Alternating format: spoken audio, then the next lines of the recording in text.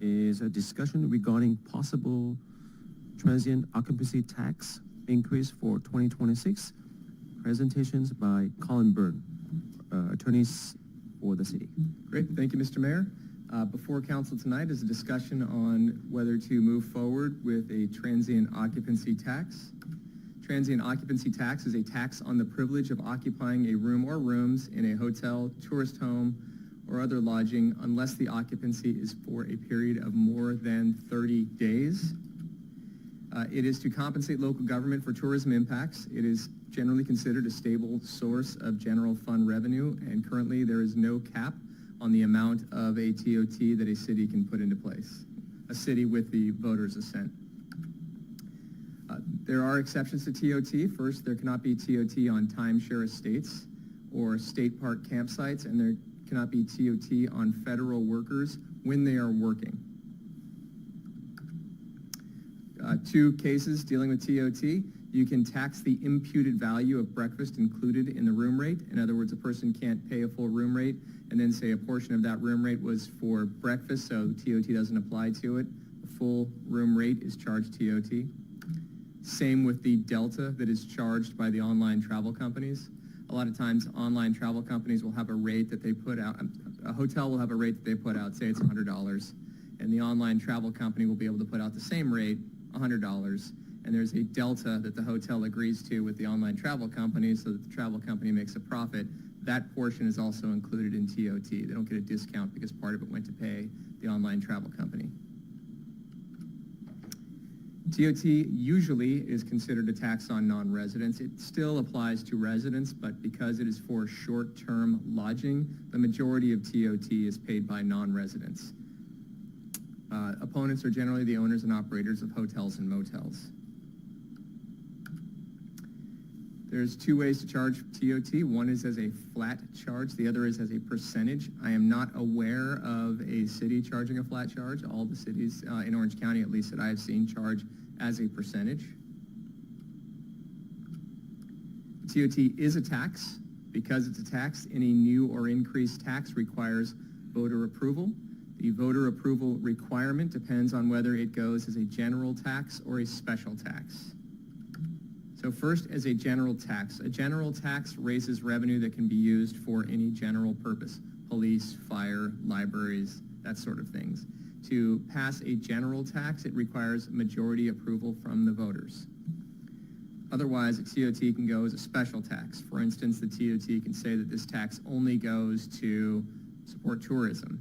That requires a supermajority approval from voters, and I had wondered why a special tax that had a limited use would require a higher approval, and it is because otherwise a government entity could pick a popular program, say that all the tax was for that one popular program, and get a higher vote count, usually, than just a general tax that can go for anything. So popular programs, say fire. We're going to have a tax just to support firefighting services. That would probably get a better response from the public than a tax where we said we can use it for general purposes. So that's why they put a higher majority approval requirement, a higher supermajority approval requirement. Surrounding city TOTs in Orange County, Anaheim, Buena Park have the highest at 15%, and these are rates of as of 2023. Going down to Fountain Valley. Fountain Valley is low at 9%. Lower than Fountain Valley are a couple cities that charge 8% and several cities that do not have a TOT.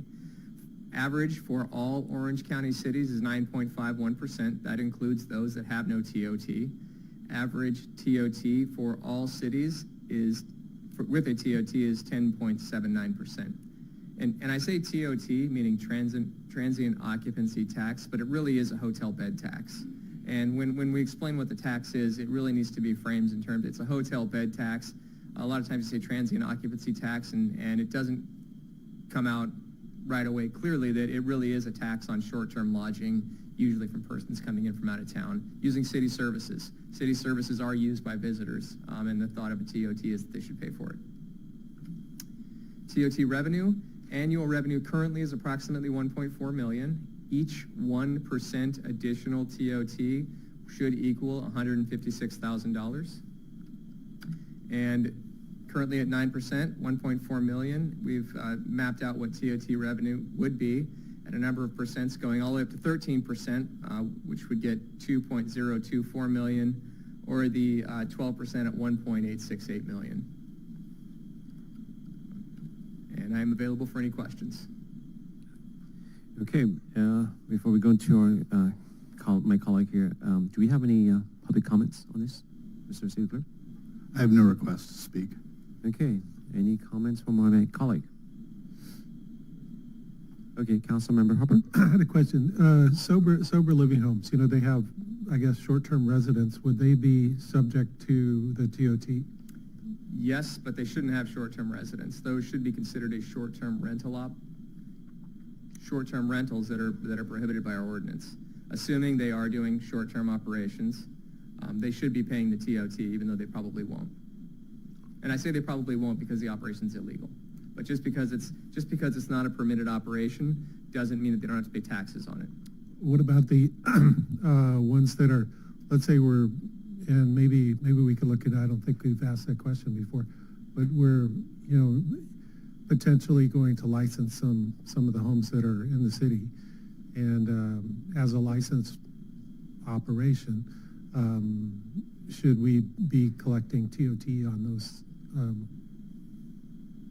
operations? So if they're operating for less than 30 days, then what they need to do is they would be operating in violation of our ordinance, which if they're doing that, they would need to get a reasonable accommodation. They would have to show that for some disability-related reason, they would have to have a short-term lodging versus a 30-day plus lodging. If they did have a short-term lodging, I think, yes, they would pay TOT. Okay, thank you. Mr. Mayor. Councilmember? So I've attended the 4 public hearings that we've had so far for the permitting of the sober living homes. 3 of 4 were approved, with the 4th not, because one, it was too close in proximity to one that was approved last week. I've heard from the operators in the public meetings that the stay is not short. It's months to a year. So I don't think we're going to have any situation with TOT tax. They shouldn't be short-term rentals, but I don't know yet enough how the businesses in our city operate, but we'll have to see and unpack that. Sure, thank you. Yeah, and I also think it's going to be challenging for us to identify them as well too, and the enforcement mechanism too. Yes, enforcement will be a challenge. Yeah, it's going to be challenging. Well, that's a whole other, so this is about TOT tax. Okay, anybody else, any comments? Yeah, I think we need to do it. I think we need to put it out there for the people and let them vote on it. Okay, any more discussions? I'll make sure you have enough discussions. I guess my question would be what percentage? We have to decide, A, are we willing to increase it, and B, at what rate? Okay, so I think the staff has made some recommendations as to increase the wet rate. Am I correct? I don't have a recommendation. This was an item requested for future consideration, so this is the data, whatever council wants to do with it. Okay. So to go forward with a potential rate, do we need to get a majority at this point, or? Because I think it's probably best to see if council is willing to enter into to get outside of legal questions. Sure, if council wants to figure out if there's an interest in having a TOT, then maybe the next discussion is at what rate. Sure. Okay, anybody else? Councilmember Hopper? Yeah, for me, although I appreciate the opportunity, and I'm sure that there is some potential opportunity in revenue here, to me it's a tax increase. Our 20-year plan is projected to break even at this point, and so I would not be supportive at this time. Vice Mayor Kaneem? Yeah, thank you, Mayor. Appreciate City Attorney for the update. This isn't the first time we've talked about this, and so just to kind of reiterate some of the revenue perspectives on this. It's always good to look at our Fountain Valley budget, and just reviewing some of our major sources of revenue. Just want to share. So property tax represents about 31.4% of the general fund revenue, or 25.2 million. Measure HH tax is about 21.5%, or 17.2 million. Next is sales tax at just under 21%, or 16.7 million.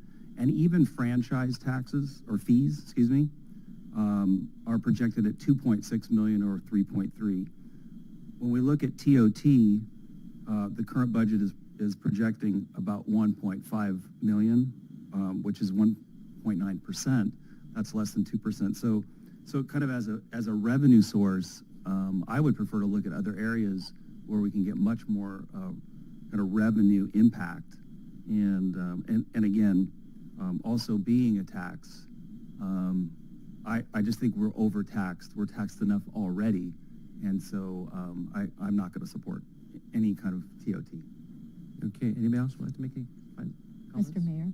Good, yes, Councilmember. So I'm not a fan of tax, obviously. However, this is transient occupancy tax. This is for tourists, people that come to our hotels, and who knows, in the future, there could be a few more hotels. We could be talking about millions of dollars that could easily come into the city without too much ado, other than letting us get that on the ballot for people to vote on.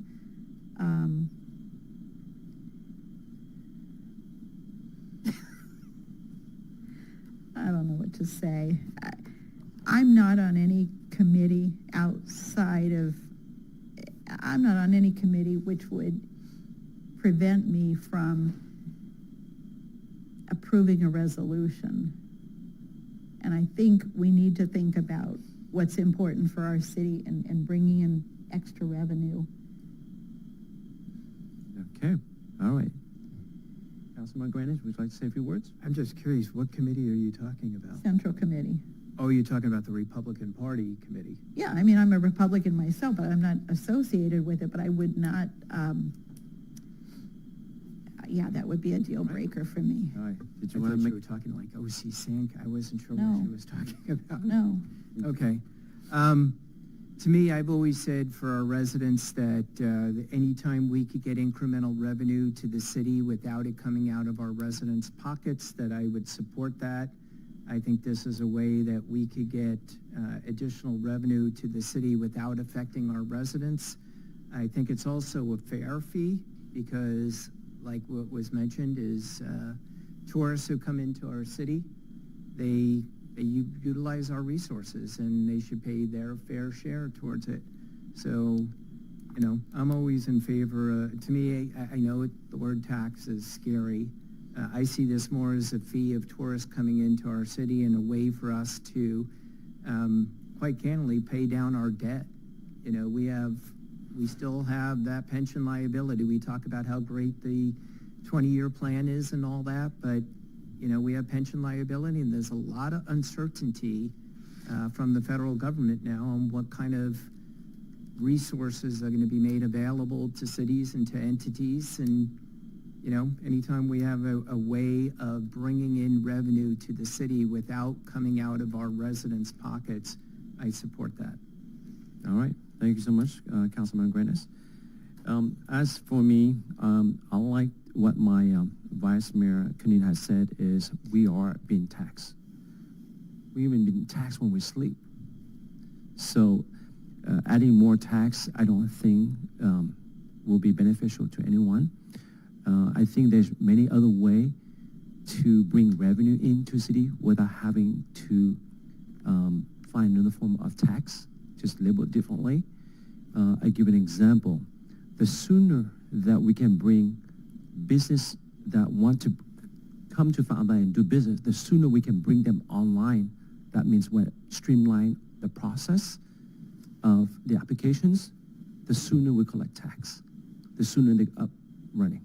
That's another way of, you know, generate revenue. So, you know, and that's the way I see it.